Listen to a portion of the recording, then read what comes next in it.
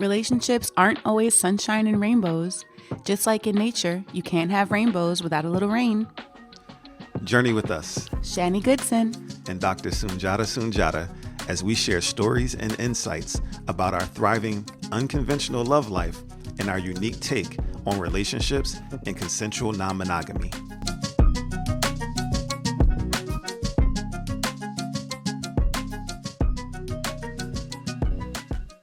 What's up? What's up? What's up?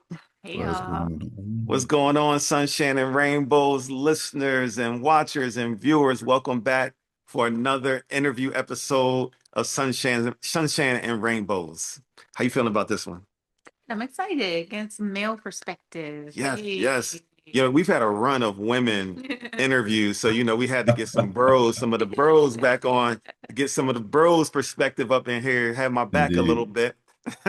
And I'm so excited, y'all. This bro that I'm going to introduce you to is so pivotal in my story. Some of you have been following since season 1, and I've dropped little, hints at not even hints. I've explained my journey and how I got to polyamory and how I found community in Atlanta. So I want to introduce you all to the first person who shook my hand when I went to a meetup in Atlanta for the Black and Poly community. This brother's name is Kykujichagulia Wright, and you can correct me if I didn't say it correctly. No, that's correct. Kykujichagulia Wright. Coogi, as we call him affectionately, is an openly polyamorous father of 4, a husband, an admin of Poly Black and Dating, the group that we've referenced so many times on this show, and someone who's just a loud and proud advocate of polyamory and someone who I respect so much. So welcome to the show, Kuji. Thank you. After a welcome like that, I don't know what else to say. I mean, that's a hard act to follow with just that introduction alone. I love it. I No, love I'm it. glad Anything else you want to add to it? Honestly, man, really true. I think you hit the nail on the head with advocate, man, because I've been in this love style, as I like to affectionately refer to it, as opposed to a lifestyle for goodness, close to 14 years. Goodness Wow. gracious, and what I've come to find out is that I'm more of an advocate for it than um, a so-called leader or a so-called what's the word I'm looking for? Like I can't guru even or think of the expert. term, the guru, expert, because really and truthfully, I'm only living my experiences, and that's what I've shared. As you've seen over the years, I may share a little bit of my story, a little bit of my experiences on Facebook, on social media platforms, and I've run into a lot of people who, refer to us themselves as, the leaders of the community and things like that. And that's never anything that I've ever really saw myself as, because at the end of the day, these are just our lived experiences. And again, this is my particular story that I share, with people about my good or bad experiences. So yeah, so advocate to me, I think is a really good descriptor for me, because I'm very passionate about polyamory. I'm very passionate about others living their truth, and just kind of share a little bit. What I think led me to even sharing so much back then was I realized there were so many people that may have been like me out there that were, conditioned to think that monogamy was the way to go, and it really wasn't. But so afraid to, explore, and afraid to live in their authenticity and to live their truth. So for me, I would post those things and share my experiences in hopes that someone else would take that step and say, you know what, I want to be unapologetically me. I want to live out loud. I want to live and love out loud at that. So Love yeah. it. It's so relatable. I feel like that's the reason why I'm loud about it too. I feel Yeah, it. I feel that resonates. Definitely. yeah, Definitely. We're absolutely. going to get more into that too a little bit later. Okay. I'm with it. Yeah. So I mean, we can just go ahead and get started. Like, where are you from? Where you Let's currently get live? into it. Let's get into it. So I born and raised on the west side of Chicago, and I currently reside in Atlanta, Georgia. I guess on the outskirts. I guess I can't really say Atlanta, so I'm more on the outskirts in the south suburbs of Atlanta. So actually, it was interesting. I ended up moving into a city called Lovejoy. Being Ah, the loving individual that I am is just fitting. So yeah. yeah. Nice. Nice. So, like, what are some of your memories growing up about relationships that you saw? Like, how were the adults in your life? Like, what were their Mm, relationships like? You talked about being conditioned in monogamy. So, like, what was that yeah. like? Woo.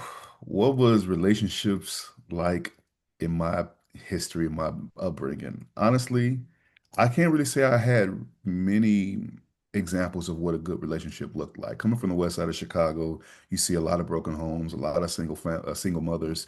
Um, really and truthfully, so I can't really say that I saw. For me personally, I know my parents divorced after 30 years. When I was, what how old was I? Sheesh.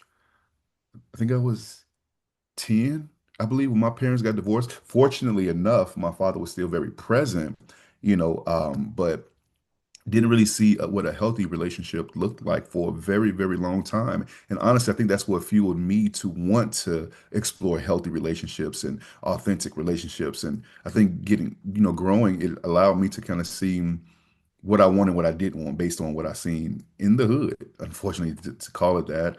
Um, Even my siblings, like I'm the youngest of 12. None of my siblings, I can say, showed me examples of great relationships. Like I said, Mm, my parents, grandparents, most of my parents, not most of my parents, but my grandparents, most of my aunts, uncles, siblings have all been married multiple times. mm, So again, just kind of seeing a lot of failed relationships. And let me back that up because I have grown to a point where I don't believe divorce is considered failure, mhm. because we do try, but seeing relationships and marriages not go the distance and last. So I'll say that. Okay. So you're But the youngest of 12, and none of your siblings have, all of your siblings have been married multiple times? well, not all of them, just Okay, some of them. some of them. Okay. Most of them have been Youngest of married 12. multiple times. Woo. Actually, you know what? Let me think about that. Let me go through. Because, Maybe, right, you got to think That's a yeah, about lot. a lot of people. most of them have, yeah, more, I say more than most of them have been married multiple times. Wow. Wow. So That's a big family too. it is, it And you said your is. parents divorced after 30 years, so I'm sure that like affects how you probably think about monogamy. I'm just curious, like, did Yeah, that's a long time to be married yeah. and then divorce. Honestly, I don't know I don't really know if I can say that helped or it made me look at monogamy a certain way. And the reason why I say that is because my father was very influential. And still is very influential in my life. He was very much a man before his time, very progressive. We grew up in a very non-traditional household. My father, his father, from the story that we've been told, my father, his father is a West African musician. He didn't really know much about his dad, all those things. So we grew up in a very African-centered, militant black household, but it was very progressive where we practiced comedic yoga, where we practiced mindfulness, meditation, and grounding. Even as a 5-year-old, I can remember my father taking us out to the forest preserves in Chicago. 'Cause we didn't really have many areas for grass and trees, on the west side of Chicago, but the south side held a lot of forest preserves. He would take us out there and teach us to ground. He would do a lot of guided meditation, things like that. So we were just grew up in a very open-minded household. And because of that, I was always taught to kind of expose myself to things that really resonated with me. And I think that's what kind of led me to looking into um, alternatives from monogamy. I've always been a lover. Like it's funny, my twin sister was telling me while she was here a couple of last week that, Kuji, you've always wanted to be a father. You always wanted to be a husband. You always loved people, but you also always loved, more than one woman. And it didn't really make sense to me at such a young age. And I think more so around my high school years is when I really started to think like, man, polygamy don't sound bad, because that's the only thing Right. that I knew at that particular time. Yeah. And I think as I got older, polygamy started to become less and less appealing to me.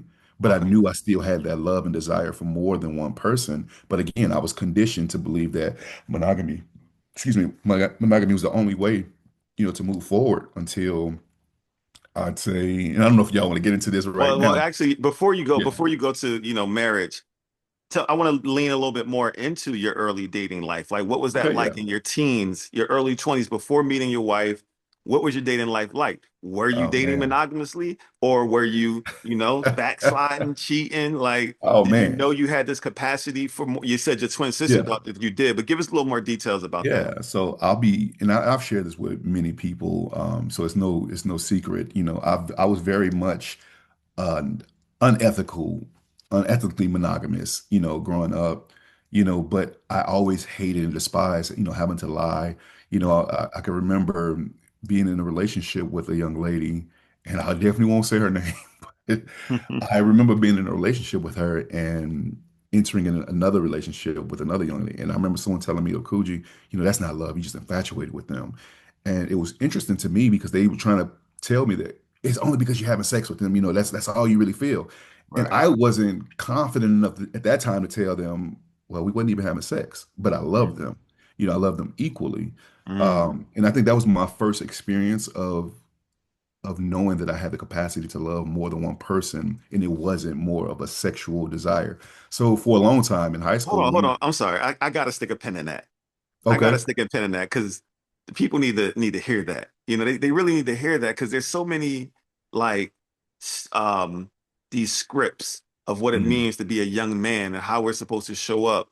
And like you said, you felt like you weren't confident enough to say that you weren't having sex with them because people automatically assume these things. mhm. Oh, you're a man. Oh, you got two women. You a big Yeah, time player. You must be having sex with most both of them. often. And it's like, and back then, if you love someone, then that means you had to be having sex. It was like, Yeah, well, why do you love them if you don't? There was all these things that people just put on us that weren't our absolutely. truth, but we wore them because we were young. And I'm speaking generally as a lot of boys and men who I know for a fact lie about having sex at young ages because Hmm. they don't want to get made fun of and all these different things. Or just like in your case, just go with the assumption and not correcting people Yeah, just to, go with the flow and fit in because of the peer pressure and all the, absolutely. that man box and, all that which ultimately goes into the box of toxic masculinity, Yes. conditioning that we have to deal with growing up. But I think it's such a amazing statement to hear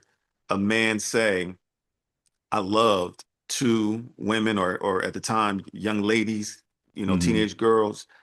I wasn't even having sex with them, but I loved them both. Right. Come on, And man. I love them. exactly. And for me, just to kind of, add on to that, like for me, because of how I was raised, we were raised to be more energy led, more empathic.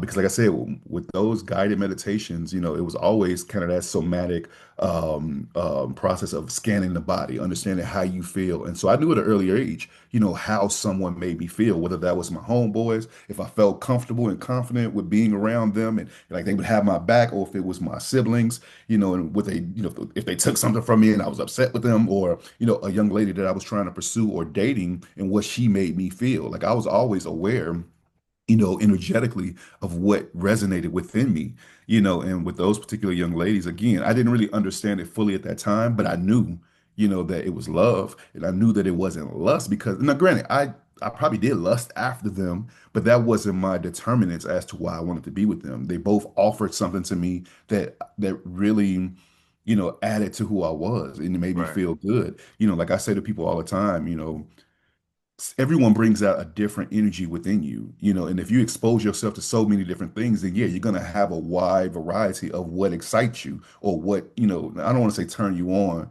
but what resonates with you. I just say that, Yeah, yeah. I knew at an early age that, certain, this particular woman, she resonated with me because she was artsy, because for me, I was always pretty much the jock. You know what I'm saying? Like I played football, track, Hmm. swim, football, and I was well known for all of those things.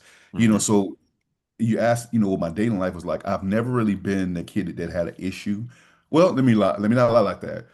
From elementary school, I wasn't that guy. I was always cool. You like a brother. You so cool. So women weren't really dating me like that. But high school, when I started filling out a little bit, Hmm.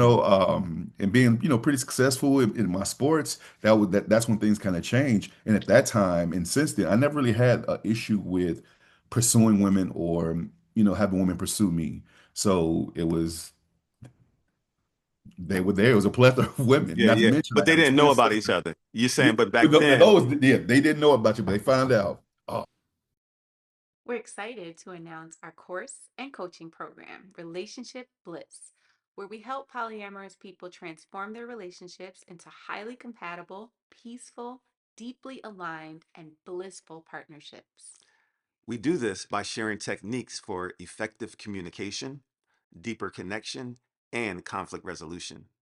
The program offers a self paced course with 5 learning modules, 25 training videos, and live virtual coaching sessions with us, Shani and Sunjata.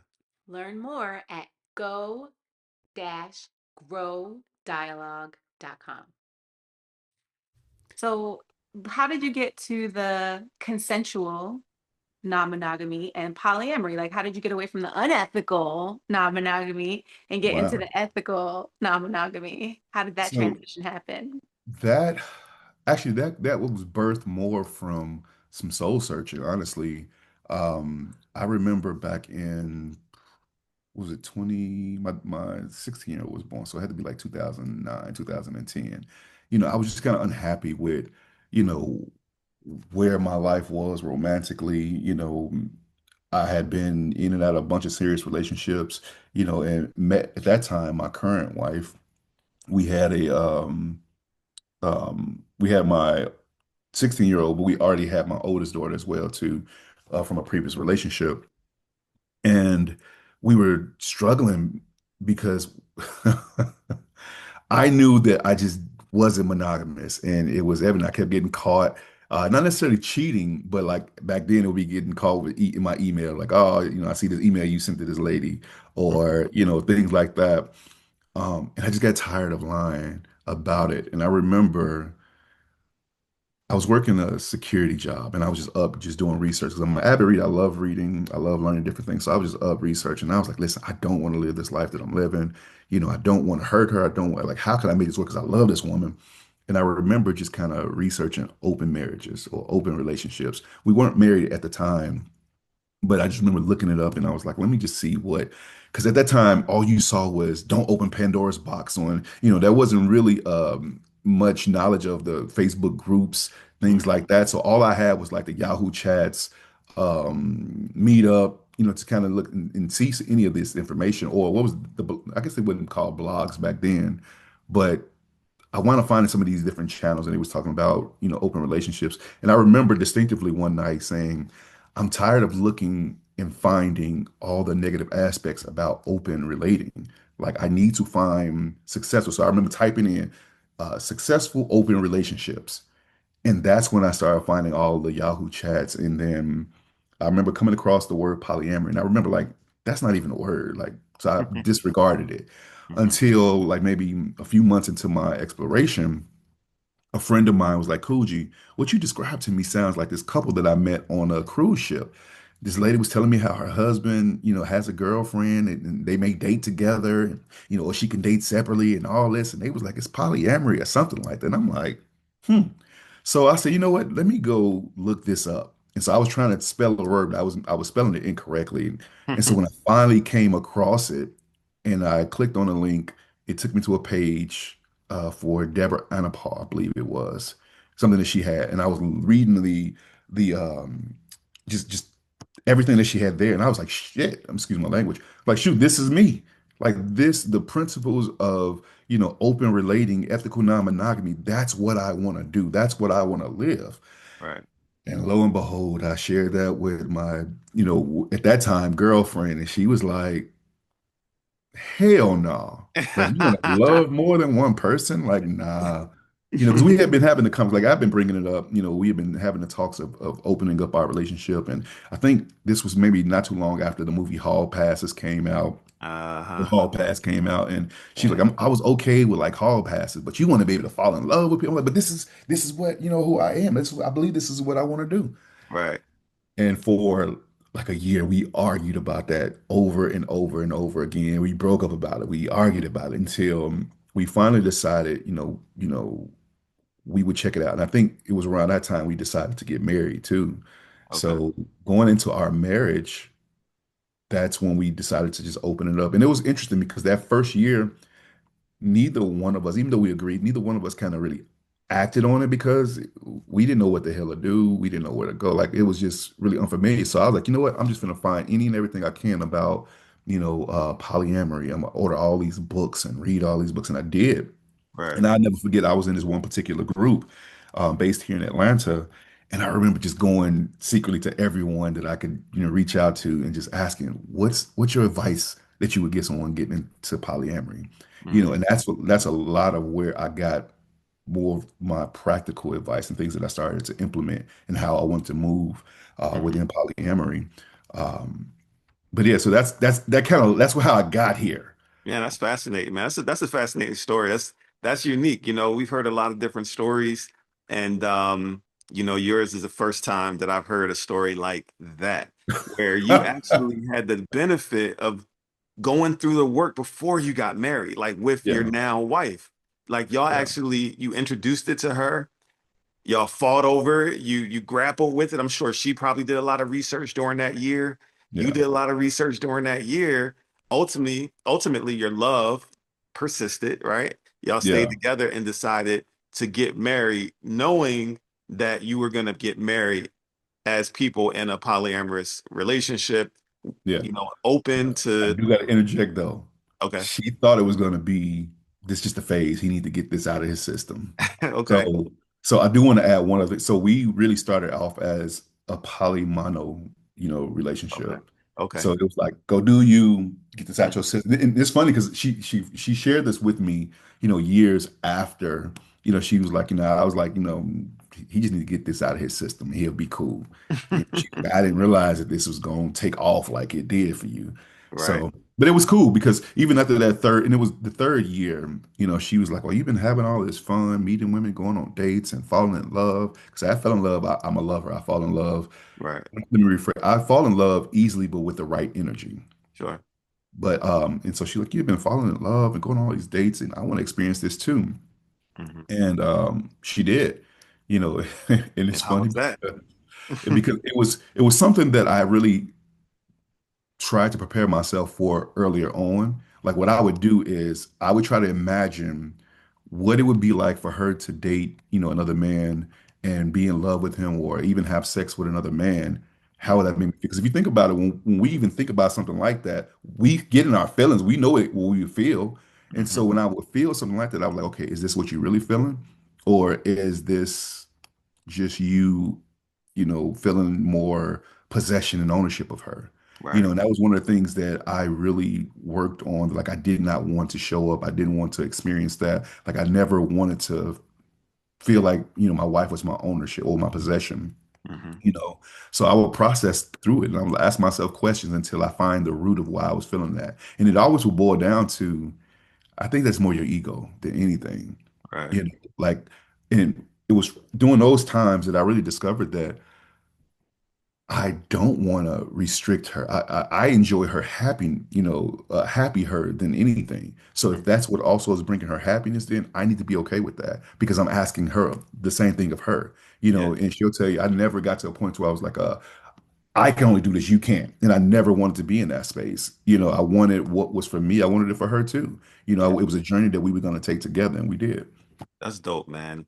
That is so dope. Man, I appreciate, your Thank you. perspective because again, most of the people we've interviewed, it was always the woman who was the catalyst in the relationship that got Oh, yeah. that particular couple, married couple or partnership to polyamory.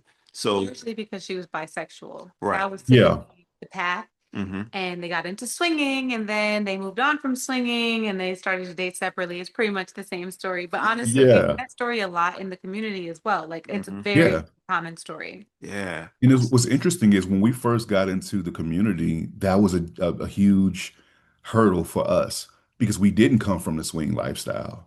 Right. We automatically started out as polyamorous. Right. Well, let me rephrase that. We started out as polymono and then gradually grew to polyamorous. Um, so it was a hurdle because neither one of us were the individuals like we're open to just having those sexual relationships with anyone. So that was, and that's not to knock anyone or to demean swinging at all, because I do believe in it now. But back then it was a hurdle for us. So we were like, well, I don't know how comfortable I am with that, but I do. And for me, because I've always been a lover, I always desired to have that connection with Yeah. people.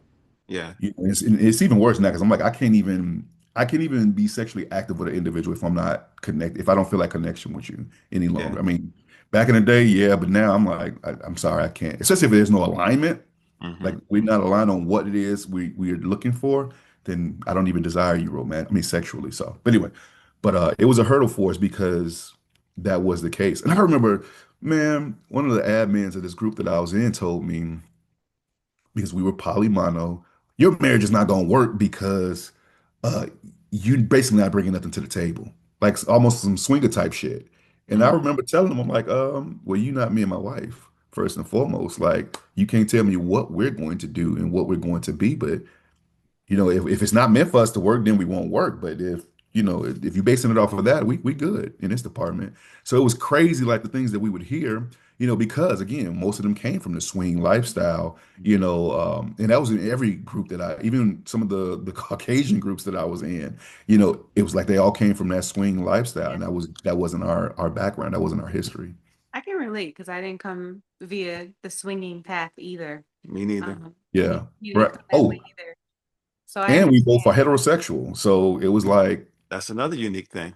Oh, your yeah, wife is heterosexual. yes, Yeah. So yeah, then, of we. course, then you're like totally different than a lot of what, because if you're watching, and you're not in the polyamorous communities, I would say, would you say maybe, I would say maybe slightly more than half of polyamorous women, maybe a little more than half of Yeah, polyamorous women seem to be bisexual. That's anecdotal. I don't have any actual statistics on that. So, Yeah. right. Me um, either. yeah, that means that y'all really aren't like dating together. So Yeah, you we never never really, we never right. have and never desire to. Right. And a lot of people, I think, who start monogamous, they start dating together and then they realize, oh, that's not really sustainable. And they begin to date separately. So it's like Yeah. you guys came in on, on a different level of polyamory, Hmm. you Yeah. came in Yeah. like a little Well, bit well, more. let's not say we came in on a different level because people might take that the wrong way. No, what I kind of mean, I feel like y'all came in a place, y'all entered in a place where a lot of people evolved Yeah. to anyway. You know what I Yeah, no, mean? I'm and If I'm that just makes joking. sense. But yeah, no, I get that. And I could appreciate how we came in because one, it made me sober up to the fact that your wife may date another man, may have Yeah. sex with another man, may fall in love with Yeah. another man. And that's something that I had to, swallow and, Right up front. not necessarily prepare for, but I had to, prepare for it. I had to make sure it was something I was okay with, Hmm. and I'll never forget, I remember her very first date with this guy. I was so excited for her. I went out and bought her a cute little dress and, all this. I'm super excited because I'm like, man, my partner is, now finally, Hmm. on board with both of us exploring this. You know what I'm saying? And it made things a lot easier for us and I'll never forget, she was out maybe on like maybe her sixth date, with this person. And I remember her sending me a text message saying, Kuji, I finally see what you've been saying. Mm. It's not hard or difficult to be in love with someone and like and have feelings for someone else. And to me, that was like the icing on the cake, for That's me. dope. Now granted, I do want to say because I'm very open, and I live in love out loud, she's never really been open, and the people, it's funny because people always expect her to be the same as me. They expect her to have the same high energy, the same, extroverted, person. Because as both of you guys know, I'm super extroverted, and Hmm. she's very, very introverted. Yeah. Especially back then. Back then, if she didn't like you or she didn't know you, she wasn't communicating with you. Right. She'd come out to events and and she still kind of sits in her little space and kind of do her own thing. But Hmm. if you get to Relatable. know her, huh? Right. I said relatable. Yeah, yeah. And so, but it was the icing on the cake for her to really send me that and see that because it is possible, it's a choice that we make, yes, but it's a choice that we don't have to or monogamy is just a choice that we don't have to subscribe to, and that to me was the light bulb coming off like, damn, this is something that because I thought something was wrong with me, I'll be honest with you. For a long time, I thought that, why do I love more than one person? Because that's not common. That's not the norm. And I had to grow out of that. Like I had to grow that I'm not everyone else. I'm individual. I'm uniquely Kujichagulia, and I need to be fucking unapologetic about that. And that's kind of that's where I am now. Nice. So Nice. I don't kind of talk to all over the place with that one, but yeah. No, you're good. So you're saying you're kind of open about it. Your wife's not as open about it. Like, what Yeah. about, And so and that y'all comes, still ended up marrying and stuff? Like, did your family and friends know that y'all were getting into a relationship that wasn't, monogamous? so How back was that then it was, back received? then it wasn't. Yeah, like Okay. back then, none of the family really knew. So how's In it been fact, received since they know now? huh? How's it been received, like since they know now? And honestly, not all of her family knows. Okay. You know, because what I'll share. Back then, we created these alternative pages. Mhm. Yeah, yeah, And it yeah. was crazy, trying to go back in between two different, pages or whatever. So it got to the point where we was like, man, fuck this. So we're not gonna do that. But what I had to do was delete a lot of her family from social media. And we Mm. lived here in Atlanta, like for the longest. We've always only been here in Atlanta by ourselves. Our family has always been back, where she's from. So they wouldn't have seen, but when they would see things like that, we just kind of brushed over. Now, our children or, my immediate family and, my siblings, my parents, all of my family knew, all of my friends knew. But it was more so just kind of like keeping it from her family. But, at this point, it's like, it is what it is. We are who we are. So yeah. Okay, so not, yeah, I'm guessing it seems like your family's pretty cool with it. They're like, they don't have any like criticisms Oh or no, not at all. Not at all. what They're you're very supportive of it. okay. Have met many of our partners, Okay. all that, because I mean, we've practiced kitchen table poly for the longest. So, when we'd have events, family events, they would come over, they would come, stay the night, they would meet our kids, things like that. Because we've never really hid it, especially from our kids. We've never hid it from our kids, but because they were so young, we never just blatantly say, okay, this is exactly what this is, but again, They just our entrenched partners in have it. always come, yeah, Yeah. and now that they're older, they definitely understand and know what it is. What I'm Hmm. saying? I have a 22-year-old, 16-year-old, and a 13-year-old that they're very aware of what, Yeah. polyamory is and what it's looked like for our family. Okay. So how do you identify? We have all these terms, identifiers like solo poly, relationship anarchist or RA, hierarchy based. In your relationship dynamics and how you move through, how do you identify? So if I'm being perfectly honest with you, I can't really say I have specific descriptors or, labels that I really use because I've been trying to get away from that. Like for me, I'm just me. I don't necessarily subscribe to, relationship anarchists because I do have a hierarchy. And what that means for us, and I even hate using that because most people think a power structure and, what is for Whitney or what for my wife is for her or what's for my partner is for her. And it's not. My thing is we communicate, effectively communicate what we have going on, what we want to go on, and we try to make sure that the people that we're dating or the potential date partners that we have feel included in our lives. It's never oh well, Whitney want to go out on with you on this particular date. I can't do that. It's never been that case. It was like, okay, well, this is what I want to do on this date. Are you comfortable with that? If no, then okay, we got to figure something else out because we've already set this particular date. Or she wouldn't trump what we had going. And one other thing I would say, we never liked the whole thought of vetoing. And we understand that a lot of hierarchies will have that veto in place. And that was something that we removed from our dynamic earlier on in our relationship, or early on in our poly journey or ethical non-monogamy journey. But yeah. So I would say I do have a hierarchy because those are where my priorities are. Like I've been, with my wife for 20 years. We have children, we have businesses, we have all these things that we have together that are more priority, but that doesn't mean they trump anyone else. Like we try to make sure we are inclusive with what we have going on with anyone, Well, and we do a good job of making, our additional partners feel welcome, like you not just a second. Well, I can't say second. We've never dated together, but you know what I mean. yeah, Like you're yeah. not feeling like you're just disposable. Right. Right. Understood. Understood. And what's so, for the people who want to know, maybe some ladies that may be watching, they clocking you, and they want to know what's your current relationship dynamics like. Are you partnered, single? What when you say single, Yeah, yeah. We definitely used to not say back in single. the I'm day. sorry. But outside of your marriage, do you have any other, partners, etc.?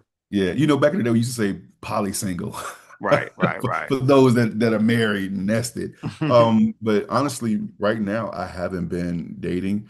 Like, I think for me, my things have shifted for me as to what I look for in relationships.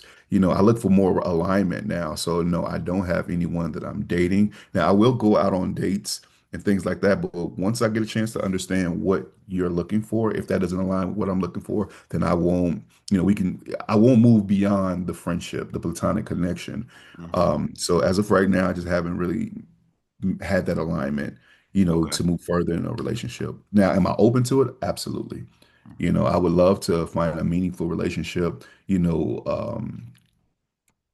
but it has to be in alignment, and what Understood. that alignment means, it's just that we're looking for authentic and genuine connection, loving connection, something with longevity. And I realized, for a long time on this journey, I would meet women and be smitten, be infatuated, and want to be in these relationships. We jump into the relationship, jump into an intimate connection or sexually Right, intimate connection, right, start to get to know them. And I'm like, well, damn, there's no alignment in what we right, have. right, Shit, we don't even like each other. right, We don't right, like how we treat the wait staff when we're at the restaurants or whatever. You know what I mean? So right. many different things. So I'm like, I did that for so long. I'm like, Yeah. I want to take the time to get to know a person, and I remember not too long ago going out on a date with a young lady, and she told me it shouldn't take you more than 3 to 6 months to determine if you want to be in a relationship. I'm like, well, I've been in relationships that lasted a year and greater, and identified things about people that I do not like.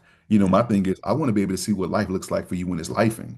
When Right. you're experiencing grief, I want to know what that looks like. Because are you going to throw me to the side, throw our relationship to Listen. the side because you have to handle this, Yeah. or are you going to say, you know what, Kuji, this is what I need, or if I can do that, if Right. because it's not just about what they can do, how I can show up. You know what I'm Mhm. saying? Like these are things that we really need to get to know, It which takes is time. yeah, It which definitely for takes me, time. and That's people don't realize that. Yeah. At least I think people don't realize that, because I share this with people all the time. Whitney and I relationship did not just happen overnight. It grew into what we are. That's why we've been together for so long. You know what I Mhm. mean? I'm like, we didn't rush to say, oh, we got to get married. We got to do this. I'm like, so we had fun together. We did the things that we enjoyed doing with each other.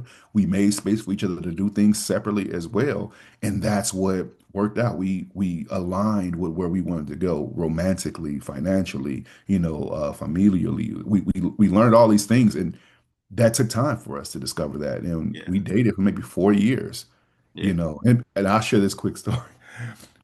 We, when we met, she was like, "You gonna be my husband?" I'm like, "No." This was the first week. And I'm like, "No, no, I'm not." Because that's not what my mind was, Hmm. but it didn't, the marriage didn't happen immediately. Even Yeah. though that's what she may have thought, it didn't happen immediately. She knew. We dated. Yeah, she knew. But we dated and we got a chance to get to know each other, and I'm like, I need to take that same approach, in polyamory. Like I want to get to know you, but everyone is Yeah. so, let me rephrase, I don't want to say everyone. So many people are in a rush for the relationship, Hmm. and it doesn't have to be that way. Like granted, you don't want to have sex, that's fine. We can still take our time and get to know each other. If we do Yeah. decide we want to have sex, unless it's consensual, then we can do that as well. But at the end of the day, let's make sure we are aligning on what we want and we're being true to ourselves about what we want. And we can communicate that effectively so that I know what you want and who you are, and you know who I am and what I want. So then we can move forward together. So Man, spoken like that's a a true long. vet. Yeah, and you got to Spoken like see a true people in vet. so many different contexts. Like, I love to see people in so many different contexts before I'm like, okay, I want to see what you're like when you're angry. I need to see you in different seasons of your life. I need to see you when you're financially stressed out. I need to Yeah, see you, like you said, when you're grieving. Like, I need to see you in all the different facets of you before I can really say, okay, this is my yeah, partner. This is my exactly. person. So I really Yeah. understand. Like, that really makes so much sense to me. And I think when you're in polyamory, because when you're polyamorous, you don't even have to rush to a finish line. There is no marriage to get to. I mean, unless you really want to get married. But if you're like you're already Yeah, married, so there's yeah. no marriage to run to. Right. There's no Relationship like, escalator. there's no escalator we have to be on because we are Hmm. allowing ourselves to just traverse the, walks of life and however we want. So I really like that Yeah. as well. And I don't like to be rushed into relationships either. So really, Yeah. really Yeah. You And know, oh, go ahead, I my was gonna bad. say, I think I get it because I think, for so many people, it's like this new opportunity, like this shiny new toy theory. It's Hmm. like I get an opportunity. I have this relationship over here, but I get to start another one, and I can like really be polyamorous when I have more than one partner. That's what it is. And Hmm. it's like I need to get to Yeah, that more than one partner so I could be like official, poly that as used to be quick as me. possible. That's what it Yeah, is. And even your emails it's that you were validity. sending, that's still polyamory. To me, like, you say you were getting in trouble for like sending emails and your little Hmm. flirtatiousness. All of that is still polyamory to me. Like it's the freedom to be able to have That part. whatever kind of relationship you want. So I'm with it. Yeah.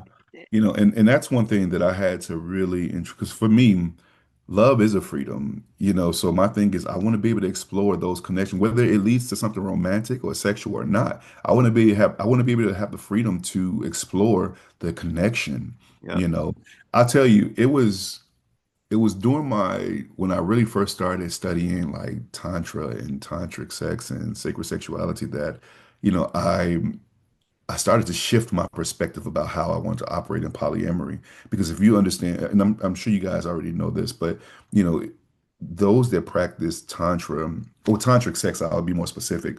It's not so much about the destination. It was during my exploration, of reading and studying, tantric sex specifically, where it talks about how, or it teaches how, sex isn't about the climax, not the destination, or jumping off, getting to the peak and jumping off, but more so the journey. And one thing that I've come to understand is, and I've applied this to every area of my life, which is I'm no longer focused on the destination, but the unfolding of it all. Mhm. And to me, like I'm not focused on creating the relationship or getting to the relationship. I want to be present for the building of the relationship. Yeah. Like Yeah. all the intricacies, I can't even think of the word, pronounce the word. My mind is dead tonight. But all the nuances Yeah. and The intricacies. yeah, intricacies. I couldn't say it for nothing. But Yeah. that comes along with getting toward to that relationship. And for me, that's where I am now. Like I don't want to get to the peak and jump off. No, You know, that's real, man. I I want to be dig it. present for it. Yeah. So I focus on the unfolding and not the destination. Facts. I dig So, that, man. I dig that. So let's transition to some quick hitters as we begin to land this plane here. okay. So could you tell us how'd you become an admin of PBD, Poly Black and Dating, which is one of the main groups that we always talk about on the show, and we've had the Yeah. two founders in a previous interview episode, Ben Pink and Ben Tank. And Yeah. how'd you Homies. link up and become an admin with them? So it's funny because first of all, if it wasn't for Tank, I wouldn't know anything about like the Facebook groups for polyamory or ethical non-monogamy. So let me I I was on those groups, I mean I was on Meetup, and just Hmm. reaching out to people, because Meetup has a long list of members in different poly groups. And I remember just reaching out to people and um every guy that I would connect with or just reach out to, they were kind of, they were secretly down low. And that's not, I'm not, condemning anyone for, but I'm like, that wasn't my preference. I'm like, I'm Right. really trying to get to know more about polyamory because I just found this group. I want to know more about it. Tank was the first person, and I remember my message to him. I said, "Hey, listen, man, I'm reaching out so I can understand. Looks like you've been in this group for a while. I'm not, I'm not bisexual and I'm not homosexual, but I really would love to know what your experience in poly is." And he was like, "Man, I'm not on that shit either, man." I Hmm. said, "Well, can you tell me what your experience has been like?" And so he shared with me, and so we just got to talking, through this group. And then he was like, "Oh man, are you on Facebook?" I said, "Yeah." He said, "I'll add you to, some of the groups on Facebook." So he added me to um, what is it called? Pompsy. Black and Poly. He added me Okay, to Black and Black and Poly. Poly, and then Okay. he added me to Palms, Yeah. and then I started finding some other groups that I was in. The group Palms was more like the family. It was really and truthfully a family back then. Like everyone, we would go out and have a good time, but it was just so close knit, and it felt, kind of like incest almost because everyone was just so cool, and you you Hmm. you had an opportunity to meet other people that looked like you and loved like you. Black and Poly was more of the education. Right. So like after a couple of years of being in these groups, I remember Tank hit me up and was like, hey, I'm thinking about creating a dating group. He was like, because we all talk about how Palms is more like the family. Everybody we all cool, and dating in there is just a little interesting. Black and poly, they shun you for trying to date and things like that Right, because it's more educational. He was right, like, "Hey, shit, we need a club." right. So I was like, well, shit, what you gonna do? He's like, man, I want to start this group, and I want you to come and be one of the admins. Okay. I was like, well, shit, okay, you So you was know, A1 from day one. I'm with it. Yeah. So, we started the group, and I never forget it. We had like 30 people in the group, and then you look up one day and it's 130. Then you look up the next week it's 230. Like Yeah. it just started to grow and grow. And so I just, been there ever since, man. This is what, That's year dope. 11? Man, Yes. that's dope. So Yeah. I want to bring the story home that I started telling a little bit early for anybody who may be just jumping into our podcast for the first time or a newbie. So when I first was looking around in 2017, I think the group had been around for about 3 years at that point. Yeah. And I was on meetup.com, similar to you, just looking for my people, just researching, looking for somebody else like me out there. I had no clue if there was anyone else out in the Atlanta area living this way and loving this way. Hmm. But I was trying to find my people, and I found, a Black and Poly meetup on meetup.com. And they were having an event on that Thursday up in that, I forget the name of the place, Wet Willie's Wet Buckhead or something Willies. like that. And I was like, all right, I'm just going to go. I'm going to show up. Man, I showed up. It was October 2017. It was the weekend of Pollyween, third Thursday Pollyween. And it looked like a family reunion up in there, man. It was Hmm. amazing. And I remember just walking up those stairs and you were just there greeting everybody. You greeted me and you welcomed me. And I stood not too far away from you all night, just posted up, just kind of taking it all in. And I just kept hearing people talk about this group, Yeah. this group. I'm like, yo, what's this group everybody talking about? And Kuji, you was like, you on Facebook? Yeah. It's similar to Yep. your I story with remember. Tank. You were like, you on Facebook? It's like, yeah. You were like, friend me on Facebook. I think I gave you my phone. You found Yeah. friended, connected us on Facebook. And then like later on that night, you added me to Poly Black and Dating. And I Ever found my since. community. I found normalcy. I was no longer feeling like an alien out here. And that group has meant Yeah. so much to me. And I've met all my loves Yeah. in that space, man. So yeah, man. Thank you. Thank you for being there to Hey, be my I appreciate introduction. you for showing up, Uh, because you've been instrumental within the community as well too. Both of you guys have been as well. Thank you. And as you may know, like I'm all about community, and for me, I think that's so important. Finding people. Granted, don't get me wrong, PBD has always had its challenges, and who doesn't have challenges when you got a bunch of black folks together? But like I would tell people all the time when they would come out to the events, the Facebook group is not PBD, the events is PBD. That's when you get the chance to see everyone that's there. You feel that energy and feel that love. And back then, Pollyween as well as Third Thursday used to be, Yeah, it just used to be so jam-packed with energy, yeah, loving energy from everyone, yeah. and I definitely remember that night. Matter of fact, I think he had a green sweater on, Wow. that night, brother. Man, your But memory is impeccable because I don't remember all yeah, man. that. But it was a really great night. But I remember it distinctively, man. And I Man, that's remember you dope. coming in and like I said, everything we here now. You know Yeah, what I'm saying? Like yeah. it's been a whole change, in what well, I'm sorry, let me back that up. It's been a whole change for me being a part of, PBD. And I'm grateful for, Tank and Pink, creating because like you said, it gave me an opportunity to be amongst people that look like me, that love like me. Yeah. And most importantly, I made connections with individuals that want to grow like me as well. Facts. And I think that's Facts. that's, that's really important in polyamory because you got so many people that are stuck in their ways, they're stuck with their own thought process. I'll be the first to tell you, polyamory truly helped grow me into the man that I am today because I wanted to love more. That was the projection, that was the thought process, that was the energy within me, and I got a chance to do that because of people like you guys, that was also joining, pouring into the community, not just in Oh, PBD, but just pouring into the community, that we could all partake in, and yeah. that's what I love about just the ethically non-monogamous community, Yeah. because you're gonna find your tribe and vibe regardless if you're Indeed. looking for it. Indeed, indeed, man. Wow. Well, thank you, man. Thank you for that. And thank you for those acknowledgments for, the impact that Shani and I have been able to have since we've been around. Yeah. So we want to we're going to close things out with what we call our sunshine and rainbows story. So, what that is a time in your polyamory journey when you endured some challenges, that's the rain.